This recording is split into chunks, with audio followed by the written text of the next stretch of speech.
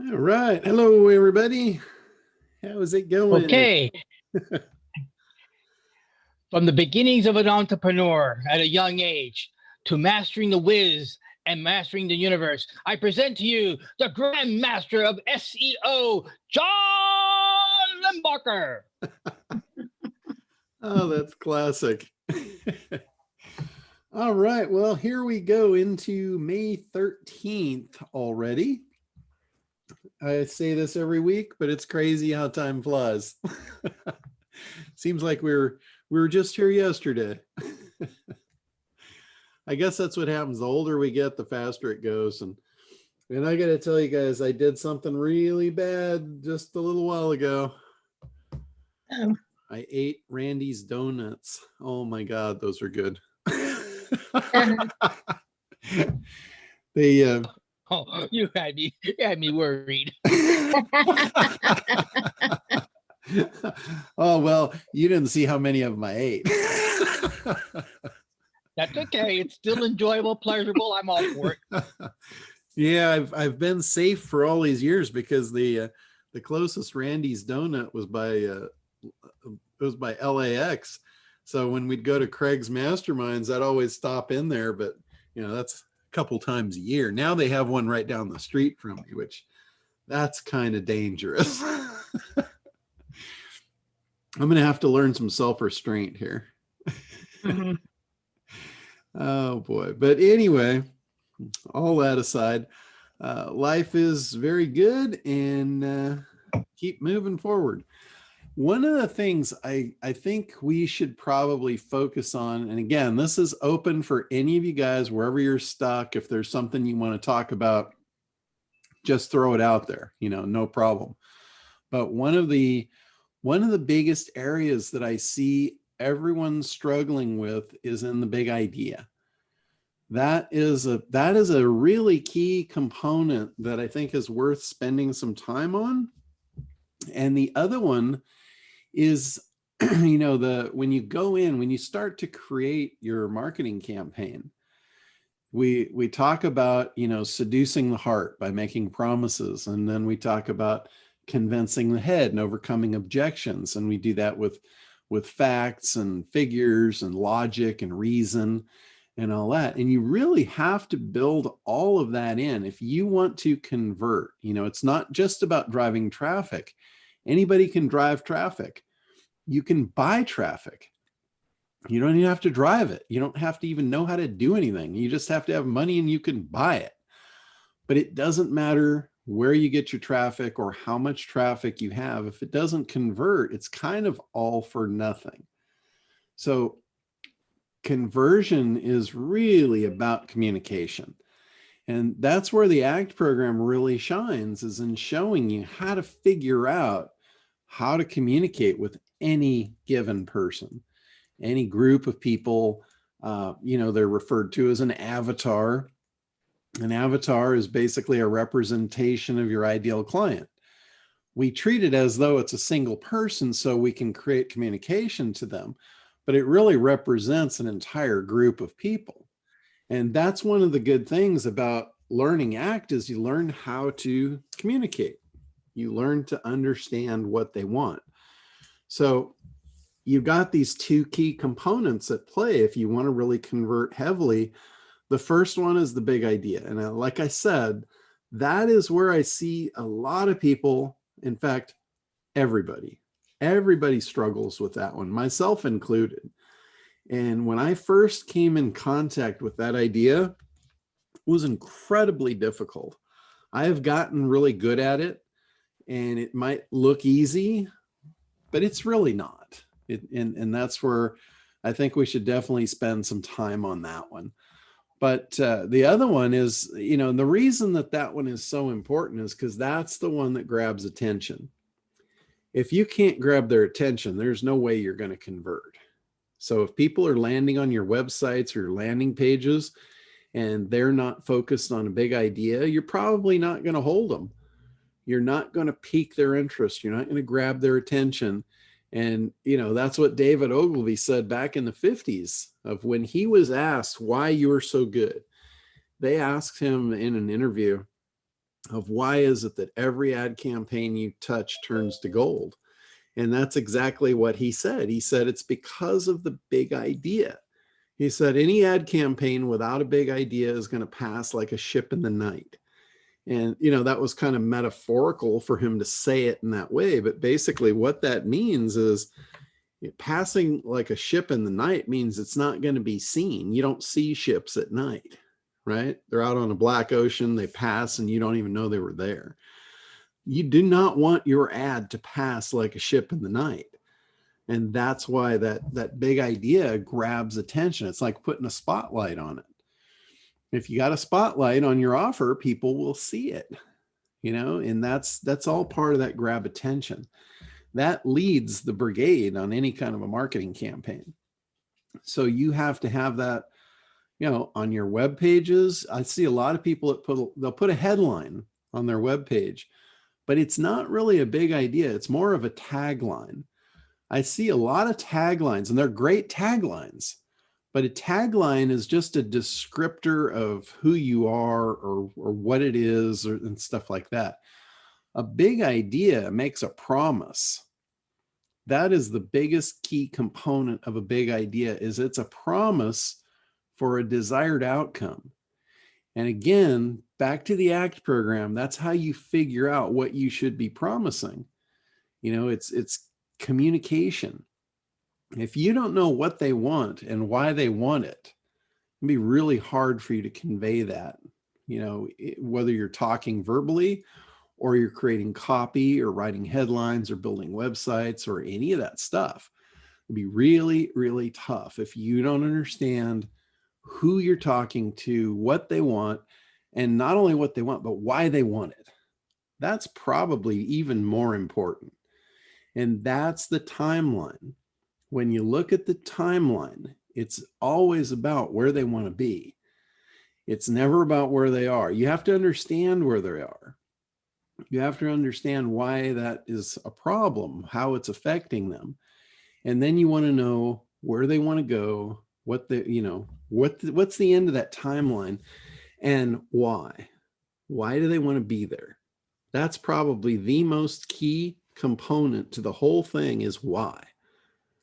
Always question everything. Don't just take an answer, question it. You'll probably find a deeper answer to it. Remember when I talk about when you ask somebody like an objection, what's holding you back? The first thing they're going to tell you is superficial. It's not the real answer. That's why you have to ask them again. You say, okay, I understand that. You always want to sympathize.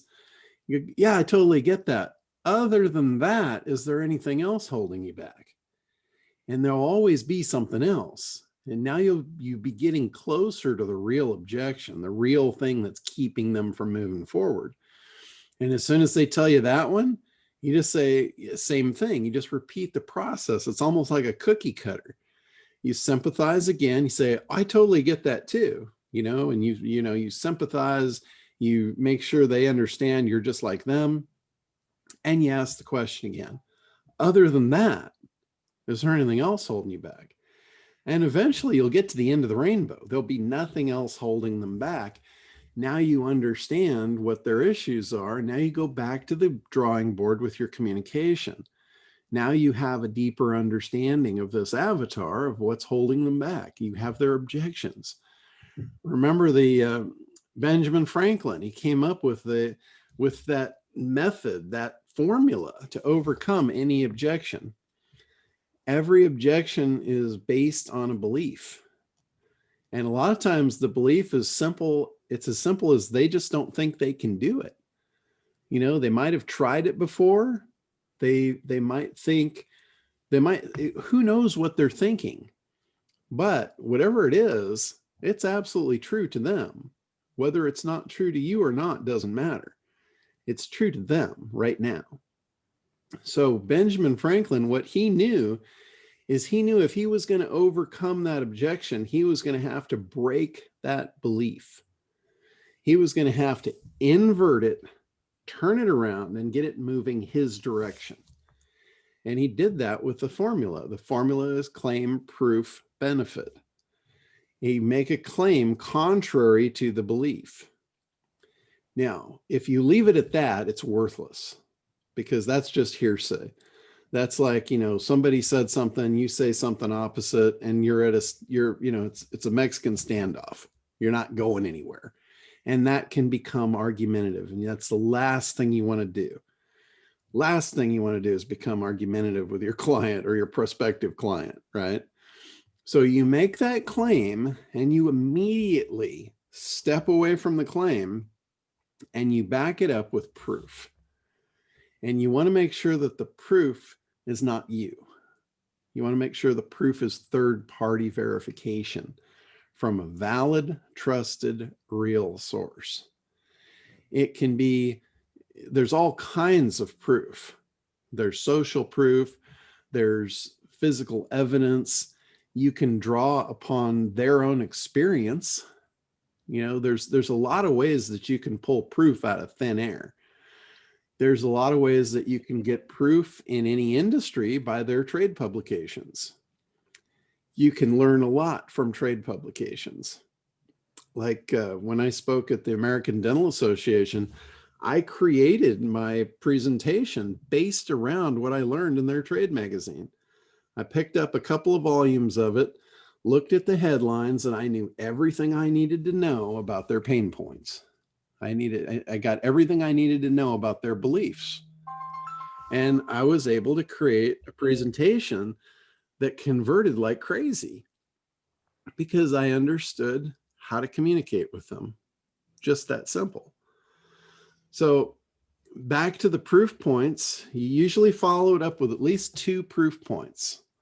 That's not you, it's third-party verification. Like when I throw out the claim about business owners failing, when I'm trying to sell ACT, one of the things I present is I say, 80% of businesses are going to fail in the first 18 months. That's a shocking statistic, but that's just me saying it. You could say, I don't believe that. That's bullshit.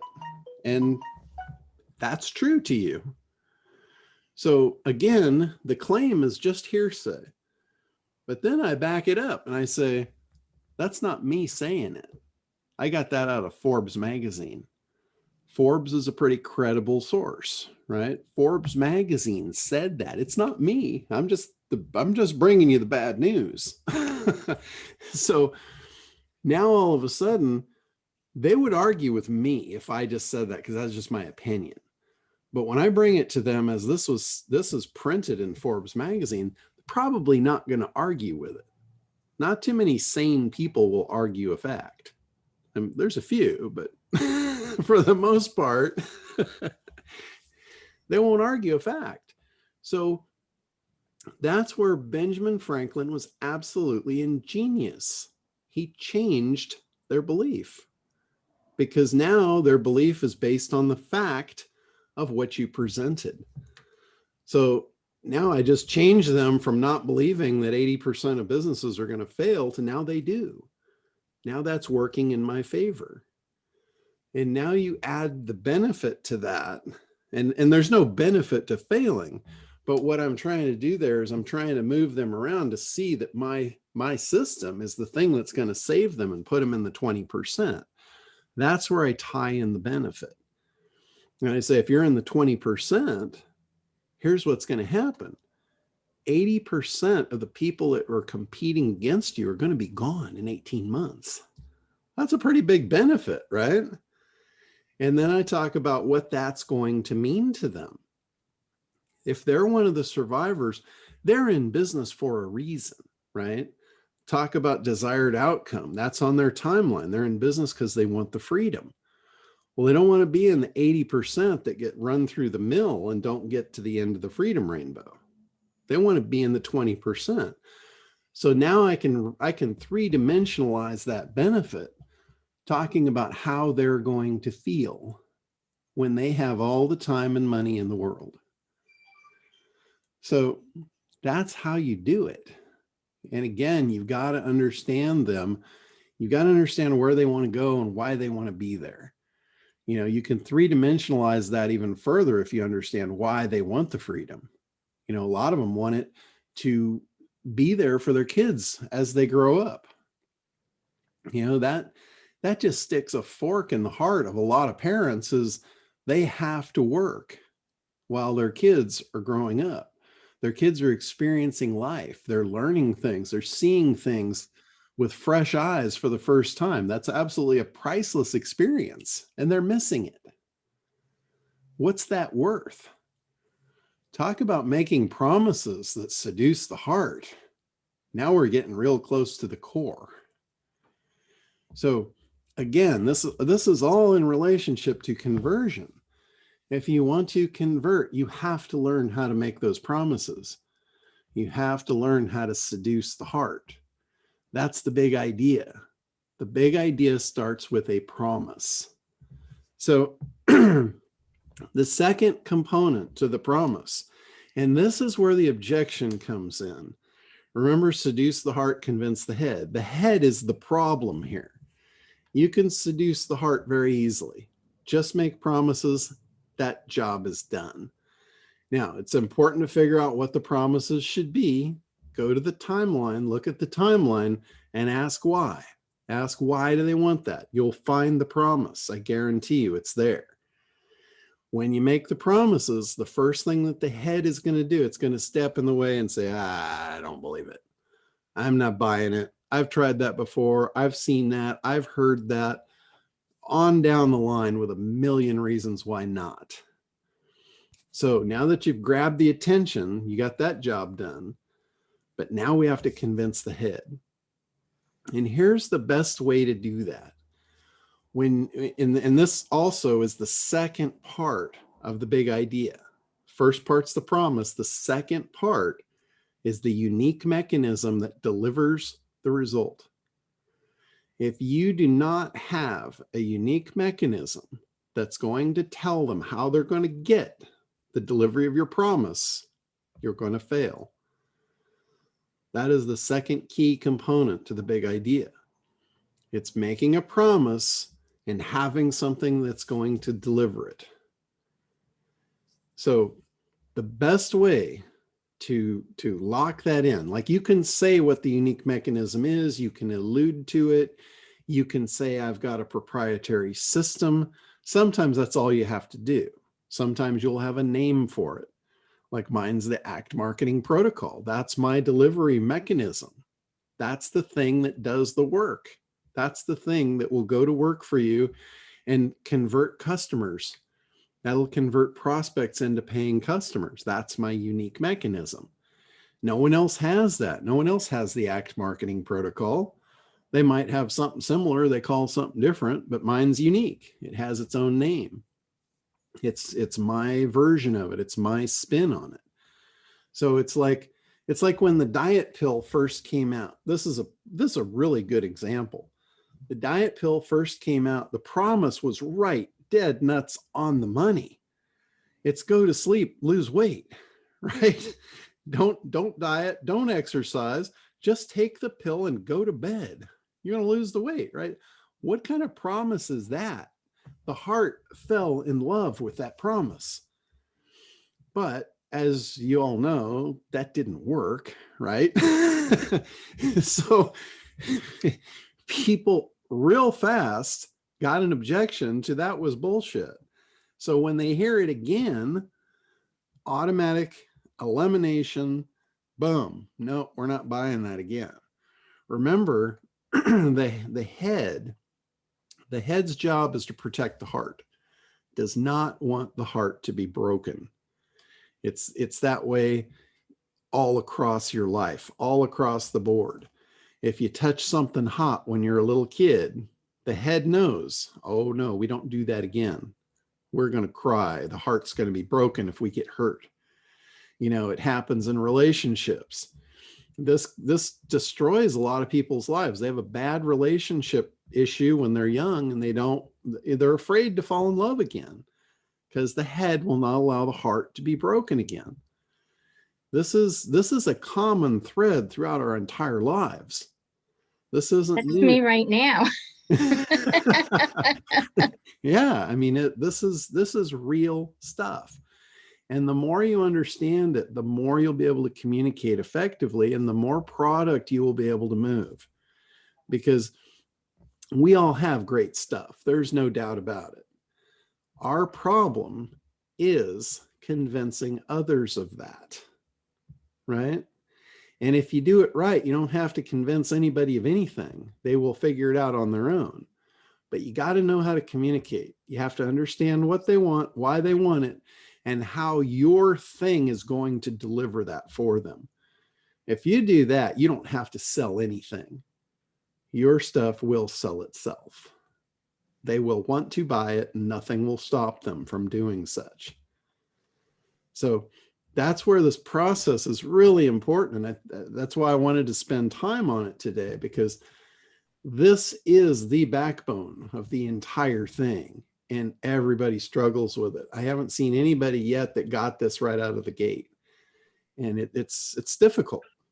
It's a difficult thing. I've got all the formulas for you. I can make it as easy as it's going to ever be by just following the formulas. But it's still hard because we're not brought up to think this way. You know, we're not brought up to analyze the entire world and think things out like the world, you know, it's a chess game. But it is. It's all math and it's all formulas. And we can just take life as it comes, be happy with that, be happy with what we get, or we can use math to our advantage to make what we want out of life. And that's what conversion is all about. It's about using the math, using the formulas, and creating what you want. You know, if you've seen highly successful entrepreneurs, they don't sit back and wait for life to happen. They don't wait for stuff to just drop in their lap. They go out and they make things happen. And they do that by using known methods, known formulas, things that work. You know, Tony Robbins says this all the time. He says, you know, if you want what someone else has, you have to do what they did to get it. That's a formula. Doesn't matter how, I mean, I've heard the same thing from, I can't tell you how many successful people. They'll all say it a different way, but it's the same formula.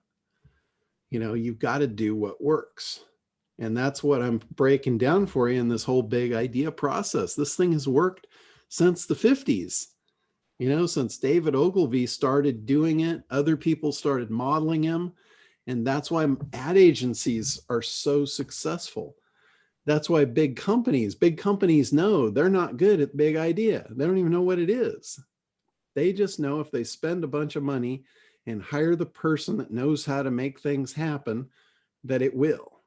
And they have the money, they've got the deep pockets, so they go hire the ad agency and they get somebody like David Ogilvy that understands the big idea, understands how to identify the market, dissect the market, figure out all the avatars, create ad campaigns, create big ideas, create marketing campaigns. And it works. Hey, John. Yeah, go ahead, Randy. Well, a couple quick questions or thoughts. You know, some people are numbers people, or they say they are, and we know that to be true. And some people are visual, and we know that. And then there's a mix of both. And my question is, a person who's visual in the ACT booklet itself, for persons who's visual, you see all the formulas, but what I'm not seeing is a visual map of the big idea and where it goes.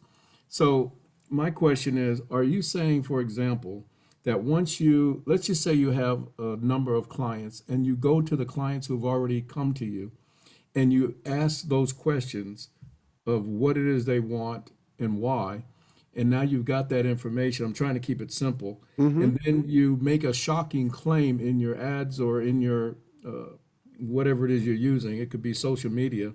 So you make this shocking claim and then back it by facts and figures. And then now you know the pain points that they have. So you identify the pain that's out there. And then you describe your unique mechanism, make a promise, and then offer to help. Is that kind of the roadmap? It is. What you did was you threw an extra piece in there. Well, I don't want more work. The shocking claim was the extra piece that you threw in there. That's not necessarily part of the big idea. The big idea does not have to be a shocking claim. The big idea has to be the promise part. Okay. The shocking claim comes into when you're eliminating an objection. Got it. That's Okay. where you use shock value, because you've got to shock the head and got to get the head twisting to go, what? Got it. Okay. But big idea always leads the parade, because big idea, we have to grab the heart. We have to really get the heart coming our direction. We have to get the heart to want us. And then the next thing is we have to convince the head to allow the heart to have us. So that's where the shocking claims can come in when you're eliminating objections. So if you had a pure big idea, what would that look like and sound like? A pure big idea, it's always going to be based on the promise. So it's going to be different in every scenario. It's going to be different. Okay. You have to figure out what they want, why they want it. And then you have to make promises based on them being able to get that. Okay. Got it. So like for Libby, for instance, she shows people how to dress for success.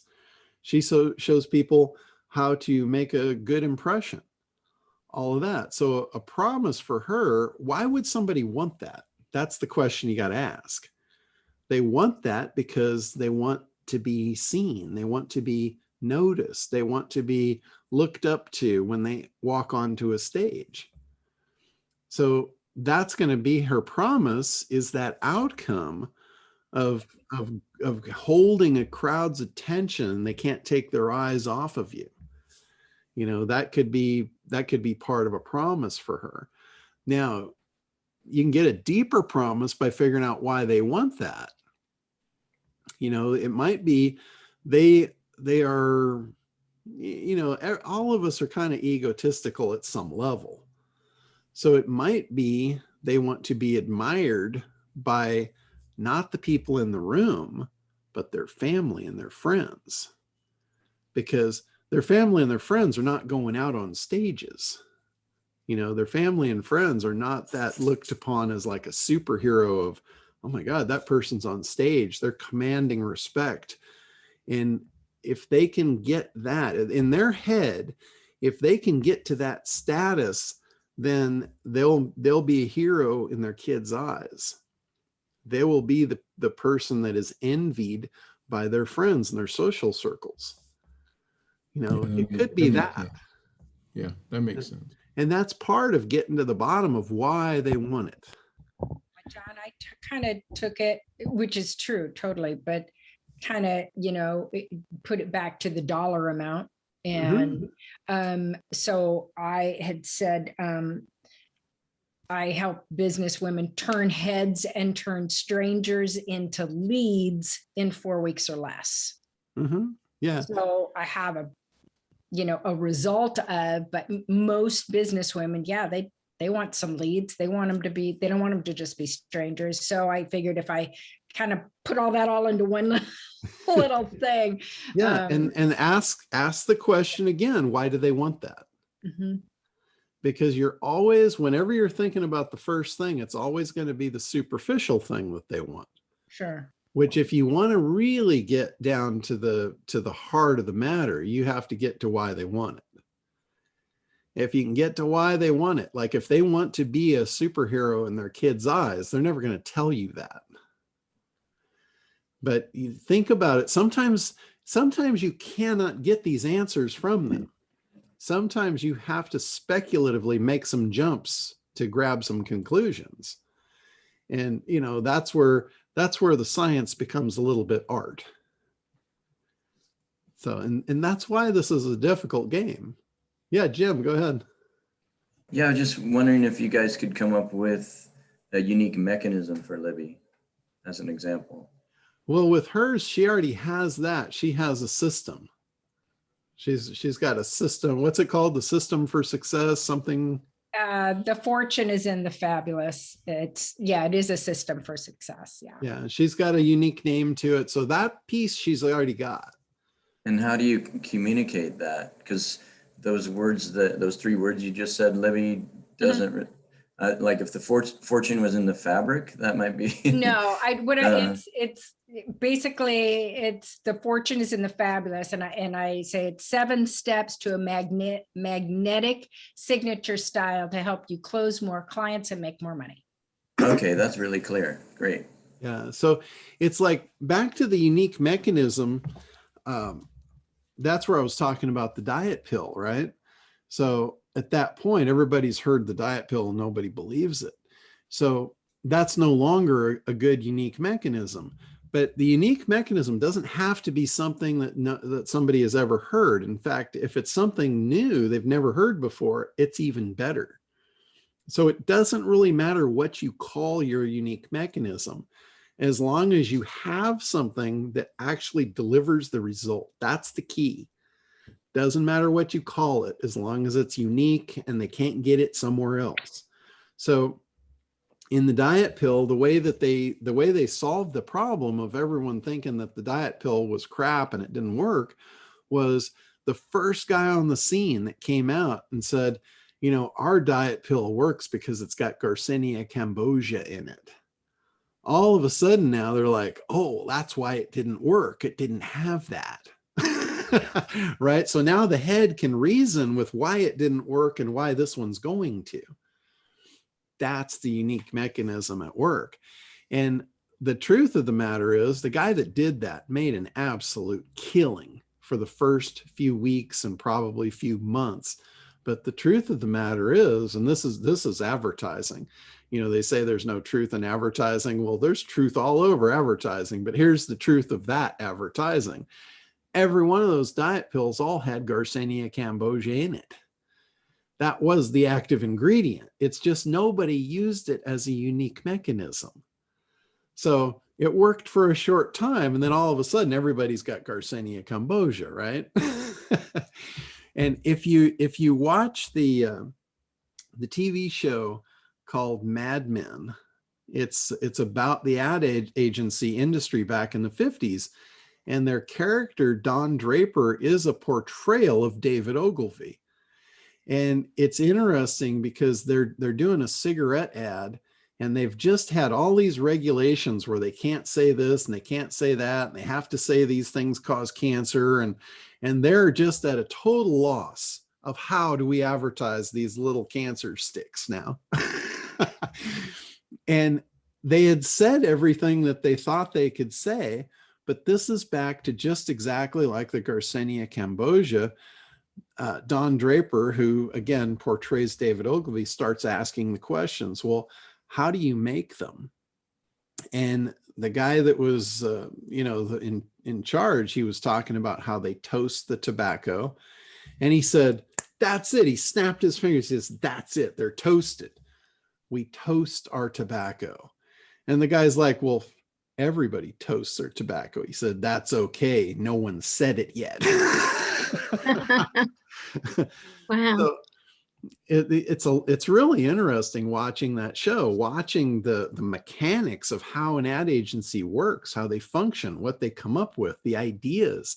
It's like an idea factory. You know, what promises can we make? How can we deliver them? How can we eliminate any objection that this might create? And how do we say it in a unique way, which that's the third piece to the big idea. First piece is the promise. The second piece is you got to have a unique delivery mechanism. And the third piece is you have to say it in a way they've never heard it before. Unique and compelling. So that's the 3 key components to a really good big idea that's going to grab attention, seduce the heart, and start the process of conversion. And if you can do that, if you can get that ball rolling and you can get that process started, the only thing that stands in the way of you in a sale is going to be an objection. So, Catherine. I have 2 questions. I'm working with Craig Dustwald. Okay. He is helping me with my wording and everything, creating programs and my summit, which is June 26th. So the name of it is the Turquoise Sanity Summit. And if you can't hear me, let me know, because I'm going to read off my other computer. No, you're fine. We can hear you. This masterclass is about learning the latest in modalities to create a stress-free life. You can get exactly what you need right now to change your life from overwhelmed and stressed to happy and fulfilled. I typed that up last night. How does that sound? It sounds very ambiguous. Okay. It sounds like it's going to be really hard to deliver on that promise because the promise itself is kind of ambiguous. What does that mean? What does it mean to be happy? Woody had the same thing. You know, he was trying to sell happiness, and we have to define what happiness is. What does that look like? If we're going to make it a promise, the promise has to be based on exactly what they're thinking. What is on their timeline? What do they want? And why do they want it? Okay, I have a list of all that. Nobody lays in bed at night thinking, God, I wish I was happy. You know what? You know? Up until recently, I was. I'm not depressed anymore. I mean, what they're thinking is they're thinking about the things that would make them happy. Okay. So they're thinking about, like, I'd be so much happier if I didn't have a boss to answer to. Right. So I have all that listed. So I shouldn't put this basically in the beginning. I should put the list of items first and then put this further down. Yeah, what you want to do is you want to focus in. You want to key in on what they really want and why, Okay. and understand in your mind why they want it. Yeah, I have all that. And when you do, you will convey it much better. Like, Okay. think about how you would talk to someone if you met them in a social environment. Like, you know, let's say you went out to some community event and you were talking to people, and you know, think about how you would convey this to someone if you were just having a conversation with them. You would not say it the way you just read it. Right. You wouldn't use those words. You wouldn't use that thought process. Okay. Use the way that you would communicate to that real human being. All right. I have that written out. I just have to find all that. Yeah. Like I said, I typed this up last night and didn't know if it should go in there or change it around. Yeah. All right. Yeah. So that I could work on. It's And kind of then- like Yeah. the difference between preaching and talking down to someone or talking with someone, you Right. know, on a real heartfelt basis. Yeah. There's a big difference in the way that they're going to see you and react to you and bond to you. Mhm. That's what you want. You want your prospects to bond to you. Right. You don't Right. want to repel them. So you need to speak to them like they're a friend. Yeah. Like you're really concerned, you know, and you understand. You get Right. what they want. You get why they want it. Mhm. And you've been there, and now you're where they want to be. Right. That's how you get somebody to bond to you. Yeah. And Right. once they bond to you, you got it. Yeah. You got it. All you have to do is just don't blow it after that. That's why I'm working with Craig. and you know, if you talk to sales trainers, really good sales trainers will say, if you talk too much, you will blow it. You know, you get them to where you think they're good to go, and you do like what they call it, a trial close. You say, you know, if that sounds great, let's start the paperwork. Right. Right. And Right. if they're hesitant, if they put the brakes on, that right there tells you there's a hidden objection somewhere. We have to find it. And the best way to do that, I learned this from Eric Lapham. I don't know if any of you guys have been through his sales training, but Eric, you know, he's got a really, really good, simple system. He calls it his sales mountain. And the first thing when he does his trial close is he says, it's just simple. I mean, this is the close right here. Would you like to move forward with that? That's it. That's his close. It's as simple and as non-abrasive as it gets. And if they say yes, then you don't go into more detail. You start filling out the paperwork. Say, that's awesome. Let's get you cooking. Let's Right. get you what you want. Yep. And if they say no, it's simple. This is where he calls it his elegant dance. We start the elegant dance of figuring out why. And that starts with what's holding you back. And Right. again, the first thing they're going to tell you is going to be superficial. and you have to sympathize with it. You have to get it. You have to understand. They have to get that. And you want to isolate it. You want to isolate every objection. And once you've isolated the objection, you close that with, other than that, is there anything else that would hold you back? And eventually you'll get them all out on the table. And then you can come back around. You start with the first one.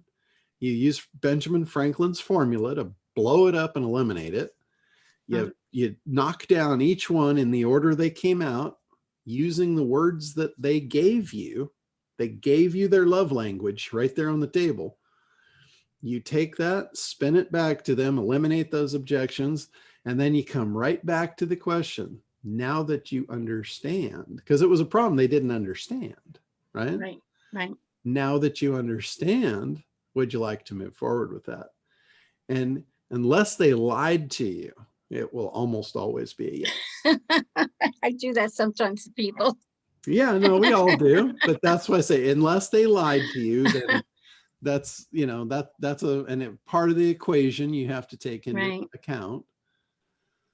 Well, that's for the summit. I'm going to have 6 speakers, different modalities. And then Craig named the 9-step turquoise support system. And I'm using the word turquoise as the acronym to make the 9 steps.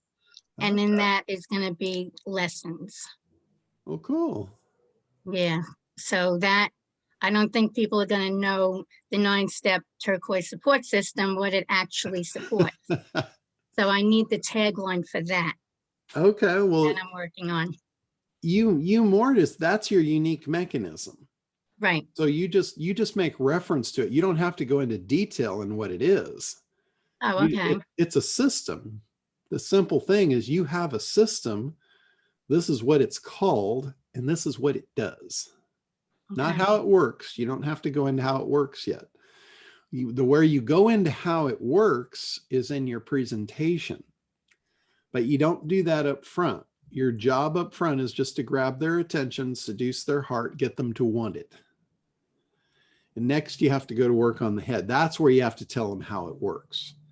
And there's no better way to get the head to believe that it's going to work than telling them the formula. Saying, hey, I've got a formula. It's 4 pieces, it's 9 pieces, it's whatever it is. But go into describing each of the steps to it and say, I've tried it without step 7 and it didn't work. It has to have all 9 steps. Here it is. I've thrown step 3 out, trying to short circuit get faster results, and it didn't work. I've done this my whole life, and every time I don't use all 9 steps, it fails. I love that. How more are you going to get them to want all 9 of those steps? Yeah. That. Love it. When you describe it in that way, they're going to want the whole system. Yep. Because you've done it. You've done all the failure to get the formula, to get the system. They don't want to go through that process, especially when you start describing it. Yeah, God, when I took out step 2, this is what happened. It was horrible. Right. And then I put it back in, and then I tried to pull out step 7 because I'm always looking for the quickest way to get the promise. Because that's what they want. So you have to become them. You have to be what they want. And you have to guide them through that procedure, through that learning curve. Mm-hmm. And then you say, another promise is, you don't have to go through all that. I already did it. There's no reason. I am here to save you that pain. There's no reason for you to have to suffer. I've already suffered for you. Yes. That's almost sounding Too biblical. much. I mean, think about it. That's sounding biblical, right? Yep. Yep. So it's really that, the more you can describe your system and the more that you can detail what happens if you don't follow it, they're going to see that the path is clearly you. You have the path they want. And it's the easiest, shortest, quickest, cheapest, best, fastest path that they could get. Unless your husband dies and you get free. That's another story. So, and this works for anybody. It doesn't matter what you've got. It doesn't matter who wants it. The process is the same. It's a conversion process. You will see it if you look at any internet marketer, any ad agency. This, when you can break it down and see the pieces, you'll see they're the same every time. What they're doing, they're seducing the heart, they're convincing the head, they're making offers that work. It's all in conjunction. It's all working in harmony. But it all starts with that big idea, you know, and like I said, it's incredibly difficult to do. It's easy to talk about. I had a lot of trouble. I struggled with it for a long time before it started to, it's like anything else, you know, if you're a musician, you know, you're not good the first time you pick up a guitar, right? You're not good the first time you sit down at a piano, unless you're Mozart or something, but you can get incredibly good. You can, you know, you can be a rock star if you work hard. It's the same thing here. You can get really good at marketing if you work at it. If you, you know, if you follow the formulas. It's like, if you want to learn how to play the guitar, there's people that have gone through that pain. You don't have to sit there with a, you know, by yourself and pluck at the strings and try and figure it out, right? You buy a book or you watch a video or you get lessons. Somebody that's already figured out the process, and they'll tell you, hey, there's a 9-step process to this. If you take out one of the steps, you're going to suck. And nobody wants to suck, right? So they want the process. They want the 9 steps. They want the thing that's going to get them what they want. You know, the kid wants to play guitar because he wants to be popular, right? He wants the girls to all go goo goo gaga over him. That's what he wants. You talk about that, and you're going to get him to want to play that guitar like none other. So again, it's the promise, the unique mechanism to deliver the promise, and saying it in a way that he hasn't heard it before. That's the formula. And as simple as it sounds and as simple as it looks, it's incredibly difficult because we don't often think that way. But yeah, Allie, go ahead. Thank you, John. This is very helpful. It's always good. Sorry, I've got little dogs keeping one attention. Actually, big dogs. Anyway, I'm developing my website right now, and it's my art website. And as you were talking, I was thinking about how to make the website appeal to my niche market.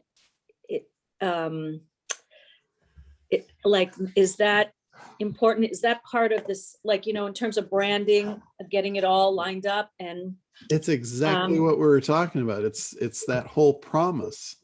Because I'm looking at, you know, when I do my work, how to get a background of, you know, like showing people where you might put the painting, you know, in your own house. So I'm trying to, that's where I'm having a hard time, because art is, I always say to my clients, even people that I talk about, you know, people are afraid of even going to museums because they think they don't know stuff. And to me, art is like taking a lover. The heart wants what the heart wants. You don't even understand why one person likes a Picasso and another person likes super realism, unless you're doing your deep inner work. And who does that to just go to a museum? So, or buy a piece of work. So buying art is just 100% emotional decision. And so I was wondering, I've been going round and round with this, trying to figure out, how do I narrow this down and get, like you say, this is so easy to talk about. I could talk about it too, because I've been in advertising, In fact, in school, I worked with David Ogilvy. But anyway, and his wife, they were both a trip. But that's what I'm dealing with right now, because I literally at 12:30, I'm meeting with someone to start the first stroking out of the website. And I wanted to jump on and ask what your opinions are. And I don't want to burn a lot of time. I don't have a lot of time and energy. I'm working on new art right now to be able to have up there. And Sure. Well, it's the same thing. You need to come up with a promise or promises. And to do that, you need to figure out what it is they want and why they want it. Like if they want art, that's the want, but why do they want it? Do they want it because it puts them in a state of mind when they come home and they need that because of their stressful day? Is that why they need it? Is that why they want it rather? Mhm. Or do they want it to impress others? Do they want others to see them as, you know, a higher status in the, you know, social status? Well, it depends that I think that's so when you're talking about selling fine art, it's usually definitely status. Yeah. And Yeah. Because wealthy people will buy stuff just so you can. You know, right. like a Van Gogh, for instance, there's only one of each one of them. He didn't paint like 10 of the same one so he could sell them all. He painted one and then he moved to the next one. So there is literally only one person in the world is going to hang that on their wall. So a very wealthy person, they're going to buy that just because you can't. Mhm. And that's how you sell to them. That's how you make the promise to them. Right. Well, You I'm because yeah, that's absolutely true. I mean, I know buyers and collectors. Collectors are trip. I mean, it's pretty weird, egotistical triggers, but I'm not in that, you know, as an emerging and middle stage fine artist, my goal is to get my work in museums and become, you know, an iconoclastic presence in the art world. And then I flip between that and just being okay with selling my work, you know? So there's that, you know, Yeah, the part of me that wants to leave a legacy. And then there's part of me that is, you know, nuts and bolts practical, you know, like, just sell some work, Allie, you know, like, here's something that may or may not strike a chord with you, but it's something that I have seen through several of friends of mine over the years that have been artists. Mhm. I have known, like one person I know just recently passed away. And he was the most amazing glass artist, I think, that probably ever walked the face of the earth. Wow. He did interior carving of glass that was, I've got a couple of the pieces at my house. They're absolutely amazing. It took him like a year to do each one. I would believe that. Absolutely. And I showed these to an art gallery in Las Vegas one time, and they said, those are $1 million pieces. This guy basically passed away with very little to his name other than, you know, what he had that was given to him. But along the way, I kept trying to encourage him to sell the stuff, you know, make some money. And he couldn't sell them because they were a part of him. He couldn't let them go. It was like he had his heart and soul into these. He could give them to his friends as long as he knew they were going to be, you know, cherished and they would be in his sphere. They weren't going to leave his environment and go somewhere he wouldn't know where they were. And it was self-sabotage. He self-sabotaged himself in their value and in his ability to even sell them. So I don't know if that strikes a chord with you or not, but that can be something that's very difficult for an artist to get over. I'm okay with selling my work now. That used to be an issue for me when I was a lot younger. Now reality is reality. So now it's actually good because the urgency, you know, what I discovered is artists, creative people, maybe all of human beings work well with a threat. Like if you knew you were dying tomorrow, you might really get clear on your purpose, legacy, and what you write it down and say, when I die, please publish this. But so that's how I know it sounds a little bit, but that's how I'm approaching my work now. Time is of the essence. I don't have time to waste. And so, and I'm okay with selling all of it. I think I fluctuate with my level of self-confidence in terms of who wants to buy this. And, you know, I think That's the self-sabotage I was Yeah. talking about. yeah. So for me, it's like, that's where that's why I'm just wanting to focus and build the steps in the right order. And so, I don't know. So I have been having a hard time on, And Johnny, I can't figure out how to discern who my niche market is and for why. And the thing is, you may never be able to. Right. This is That's- something that we all have internally, is kind of a self-sabotage mechanism, as we don't see it as valuable as the outside world sees it. And sometimes you have to use like a buddy system to have someone else give you perspective. They'll see things that you can't. I have the same thing. Like every time I try and do something for myself, I stumble, I gum up, I just feel like an idiot. And and sometimes having someone else give you that perspective that you need is exactly what you need. Al is looking for as clients. What's that, Woody?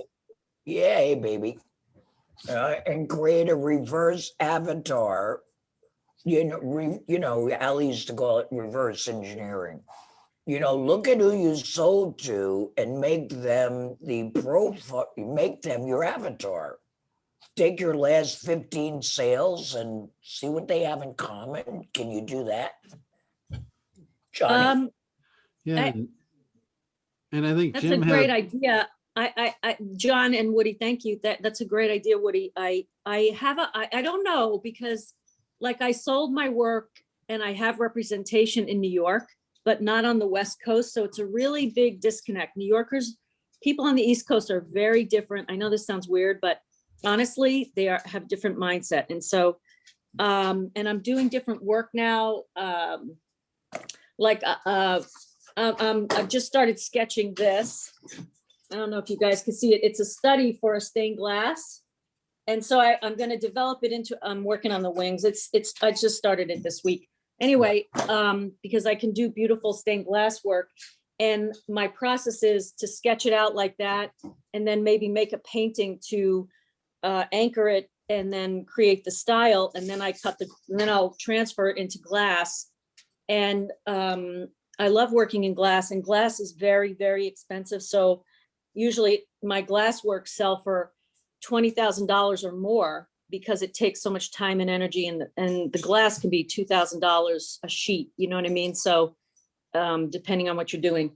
And I like the Tiffany hand rolled glass. So that's a very, I don't know, because my artwork swings, like some of it's abstract, and I've sold big paintings in abstract work.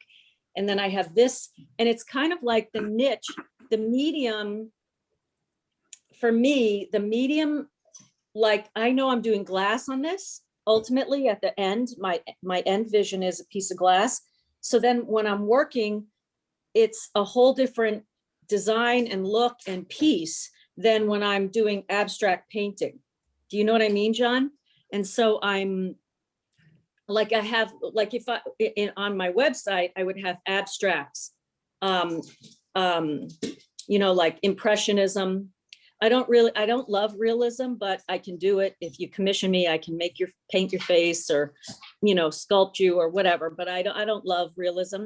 But anyway, I can do different categories. So what you're doing is you're digging in too much to the detail, that if you're trying to create a marketing campaign, you got to get out of that. You got to focus on the basics of what they want, why they want it, and all that. Jim, did you have something to throw in? Yeah, Ali, if you don't mind, just some intuition observations. Yeah.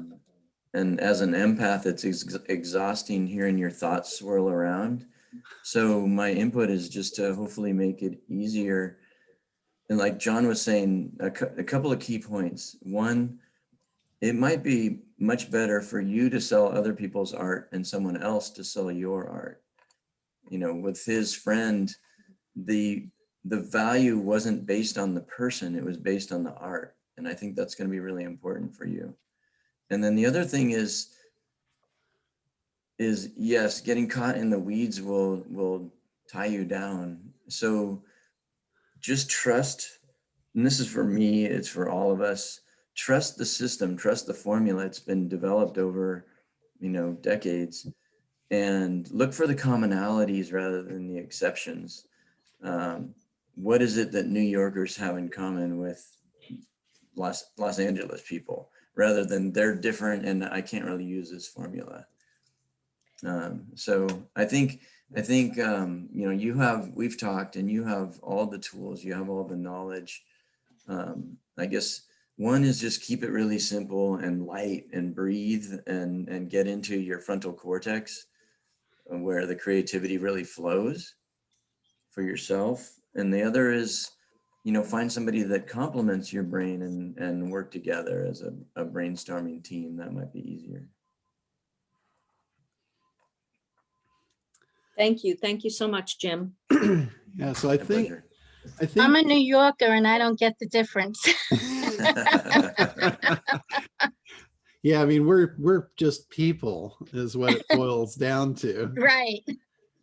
So, but I think I really think we covered the big idea at a very broad stroke today. I still think it is incredibly important for us to kind of stay on this track so you guys really get this and you internalize it. Because once you get good at it, like I look through the goggles of big idea now at everything. And it has become, since I use it like a muscle, it's become really easy to look at stuff and and think what would be a good big idea for that. And that's what makes it look easy because I've done it. So I think I want to get you guys thinking in that way. So if you want, next week, we can actually go through the big idea lesson as it is in the ACT program, where I've got a bunch of examples and we can look at them and talk about, you know, what it is, what's the promise, what's the unique mechanisms, why do these things work so well? And they are all really simple. They all follow the exact same thing. Sometimes they're in a little different format. Like one of the ones I use a lot as an example is Crest toothpaste. They use this, and it's a really simple thing. I know you guys have all heard it because we've all watched TV in the days when commercials were no way to get around them. And I know you've all heard this phrase, 4 out of 5 dentists recommend Crest. You know, that's a big idea. It's proof. You know, if 4 out of 5 dentists recommend Crest, it must be the way to go. You know, and the promise is shiny white teeth. The promise is, you know, people will be attracted to you because you're attractive. You have shiny white teeth. And then they follow that up with 4 out of 5 dentists recommend Crest. Well, Crest is the unique delivery mechanism. That's what makes it happen, right? And saying it in that way, they've never heard 4 out of 5 dentists recommend Crest. That's a pretty credible thing, right? And, you know, it makes you think, what about that 5th guy? What the hell's his problem, right? He must be wrong, right? 1 out of the 5 is wrong, right? So that's a really good example of a big idea. And, you know, in real life that we all grew up with, that probably came out of David Ogilvy. I have no idea, but that's the kind of stuff that he sat in the dark and came up with. So it's all really good stuff. You know, if you're going to spend time developing a skill, the big idea would be a really good place to start. Because if you do that, you'll be able to conquer the first step, which is grab attention. And if you can grab attention, you've got a shot at the title. At least you're in the game, right? If you can't grab attention, it doesn't matter how good you get at creating funnels, creating marketing sequences, creating presentations, delivering on the presentations. None of that's going to matter. If you get people's attention, then you can stumble and fall and you'll still do okay because it's a numbers game. But if you start with the number 0, things don't go up from there with multiplication. So it's really important to get our baseline number as high as possible, because conversion's all about math. It's all about simple math. And we want to start, if we're going to multiply, we want to start with a good base number, because 0 doesn't make a good base number. And 0 is exactly what you'll have if you don't have a big idea. It'll be like your campaign will pass like a ship in the night, not be seen. So really, really important. It is the cornerstone of all advertising, all marketing, all of that. So it's really important that we face that one and we challenge that one and we get good at it. So that's what I would like to continue on with next week. Unless you guys have something different, I'm always good with, if you're stuck on something, I'm happy to address it and pick up, wherever you are. But I see a common thread with everybody is stuck on the big idea thing. And I think we need to spend some time there and really focus on that and get over that hurdle. Me included. John, I have one question. I'm trying to talk my brother into doing ACT. Okay. It's $500. He's a little, frugal like me. Is there any way he could see you on YouTube, do your stuff and win his heart? Sure. Yeah. I mean, you can show him any of these videos that we do. Just send him a link to one of the videos on YouTube if you want. All right, will do. Thanks. Yeah, not a problem. I mean, Hey, send him this one. This is a great one right here. I mean, this is incredibly valuable. When he signs up, how do I make sure I'm in the loop? What do I say? You send him your affiliate link. All right. So all right. in fact, I'll email you your affiliate link so you have it. How's that sound? Bro. Scotty, just tell him Tim Gillette said he should do it. That solved the whole problem right there. That's how I got people to do EST in the old days. Just do it. I don't know what the hell it is. I have a follow-up question. Okay. Woody, how's your videos working out? Your commercials? You know what? I got to tell you, and thank you for asking.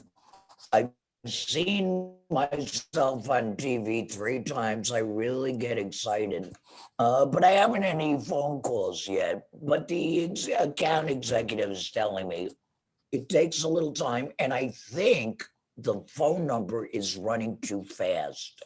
I don't know if they have time to write it down. So I think I'm going to make a modification. The phone number is up throughout the whole ad. Yeah, you should just have that run as a bottom third. Just have it up the whole. That's what I said that from the beginning. Yeah. Always have that in your background, because nobody can, some people are auditory, some people are visual, definitely. Another thing with TV commercials, people are they're watching TV passively for the most part, especially when the commercials come on. So the idea to think that you're going to get phone calls the first time they see it, not realistic. That's why they say you've got to give it time. It's like the first time they see you, you're not going to be familiar. But after they see you, like how do I know after I haven't seen a Crest commercial in 20 years, but I can tell you exactly what they say from 20 years back because they hit me with it 1,000 times.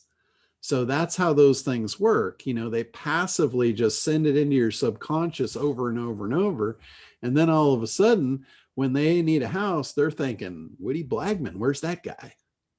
Because you've branded it into their brain that, when they want to get offers above market value, that's Woody. That's his thing.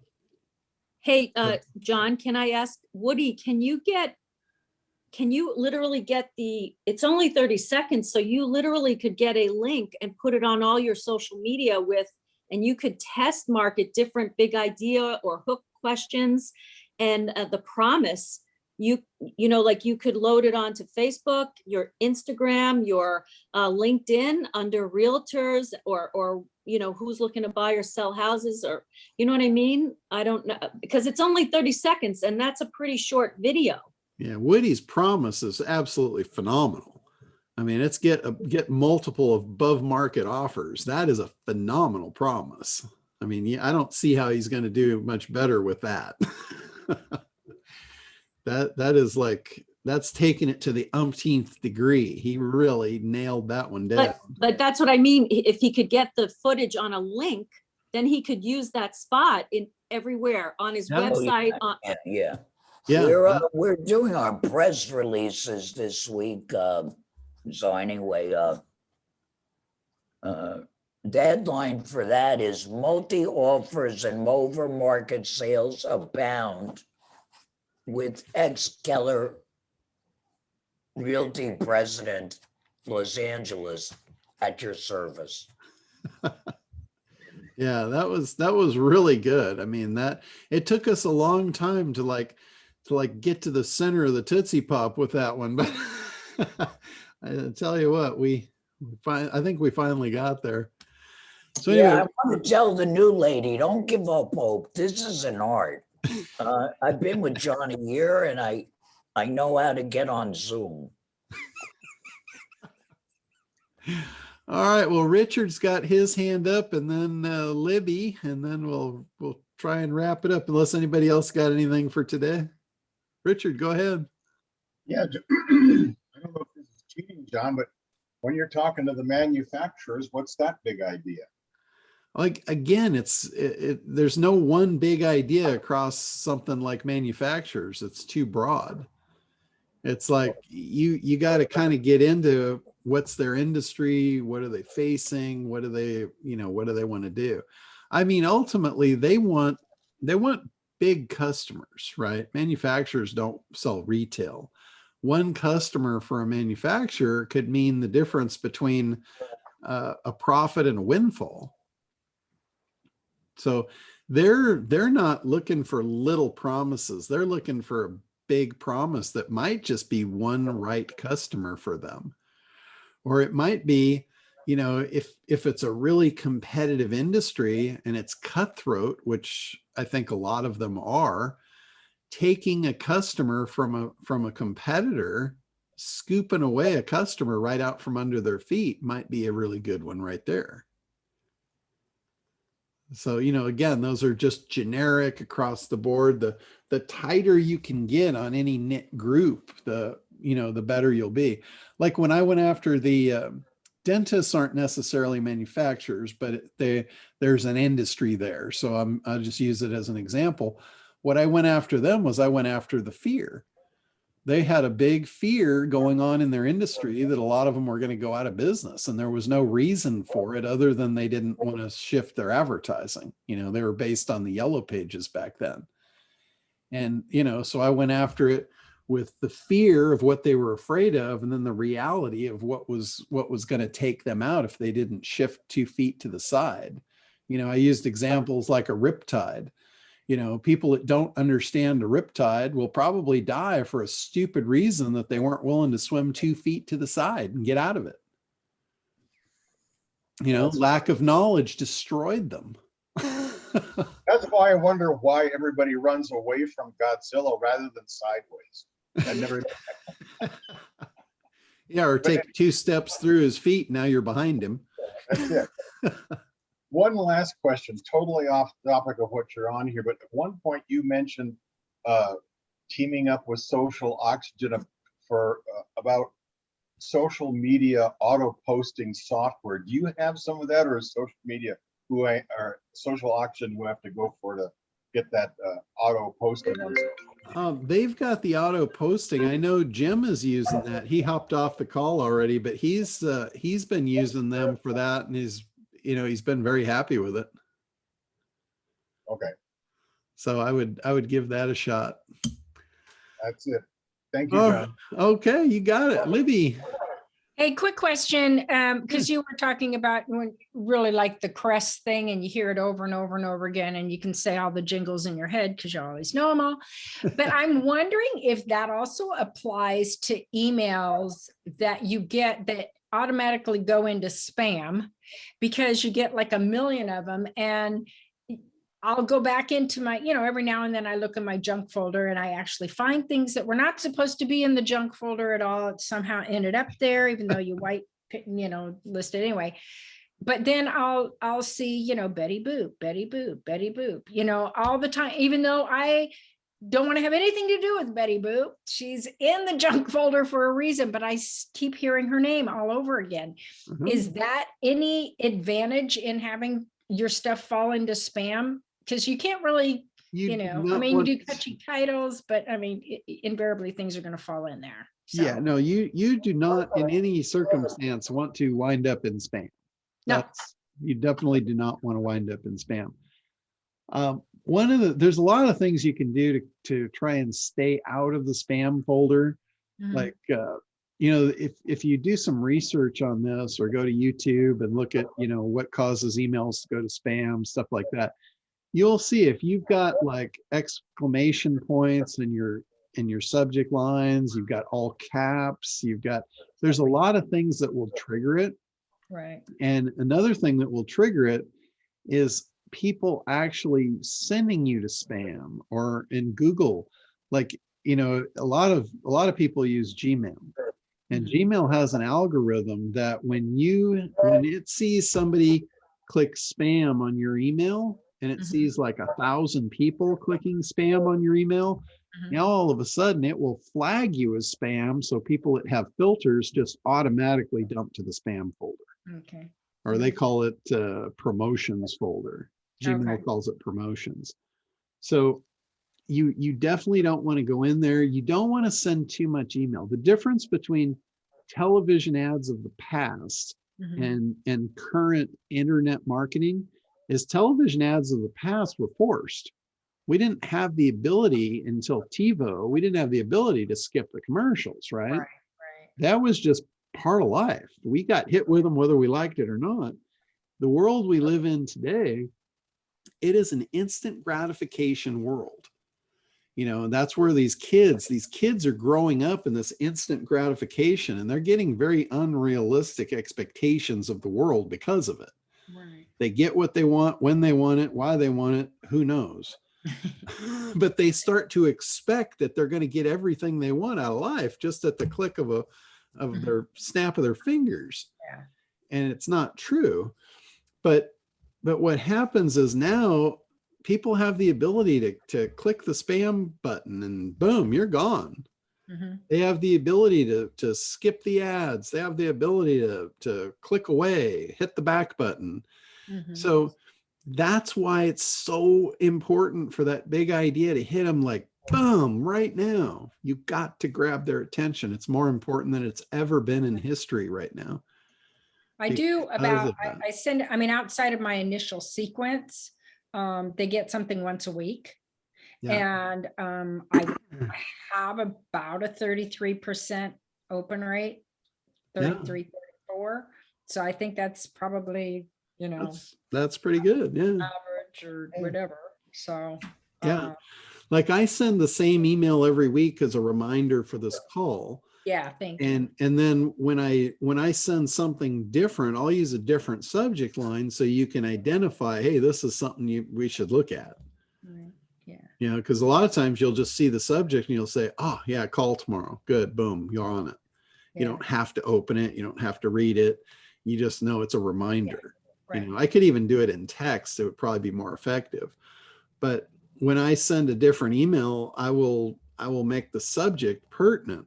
I'll try and put something in there about a big idea, or at least the promise of the big idea in the subject, so it gets opened, it gets looked at, and it's effective. But I don't send a lot of email, And I've trained everyone that, hey, when I send an email, it's for your benefit. It's important. Well, that's why I don't like to get in a lot of people's email lists. I'm like, oh my gosh, I get something like every day. And I'm like, I can't do it.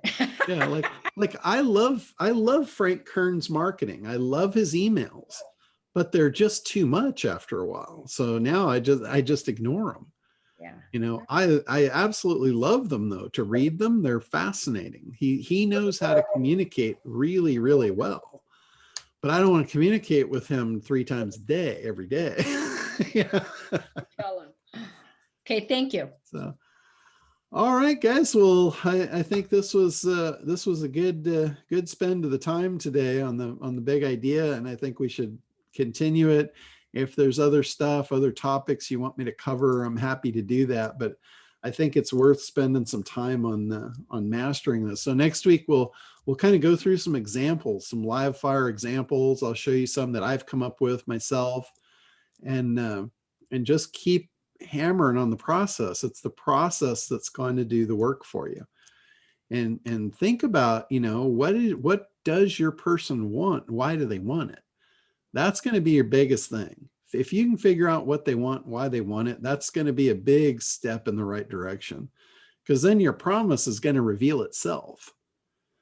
And that's the biggest thing. A lot of us have trouble with, what are we promising? And if you're going to make a promise, it's got to be something that somebody wants. And you got to figure out why they want it to make the promise proper.